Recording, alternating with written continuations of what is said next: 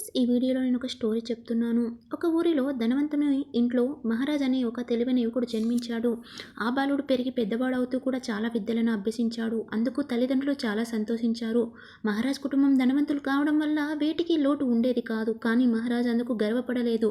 వీధిలో అహంకారంతో ప్రవర్తించలేదు. అలాగే మహారాజ్ చాలా తెలివైన వ్యక్తి కావడం వల్ల ఇంట్లో వసతులు అన్నీ ఉన్నా కూడా అగ్గిపెట్టె, క్యాండిల్, టార్చ్ లైట్, బుడ్డి వంటి పురాతన వస్తువులను ఒక రూమ్లో జాగ్రత్తగా దాచాడు. ఒకరోజు టైం రానే వచ్చింది. పవర్ పోయింది.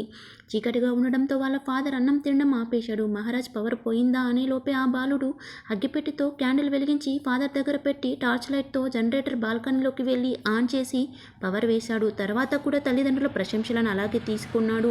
ఇంత ధనవంతుని ఇంట్లో పుట్టి ఇలాంటి వస్తువులను దాచుకొని నాకు సహాయం చేసినందుకు బలా బిడ్డ అని మహారాజుకు స్వయంవరం పెట్టి తనకు నచ్చిన అమ్మాయితో వివాహం వైభవంగా జరిపించాడు తండ్రి. మహారాజ్ తెలివితేటలతో వాళ్ళ ఫ్యామిలీ ఎప్పటికప్పుడు అభివృద్ధిలో ఉంటూ వచ్చింది. ఈ ఎంటైర్ స్టోరీ ఏం చెప్తుంది అంటే, తెలివైన పిల్లవాడు ఇంట్లో ఒక్కరు ఉన్నా కూడా చాలు అని చెప్పి మనకి ఈ స్టోరీ చూసిస్తుంది. మీకు నా వీడియోస్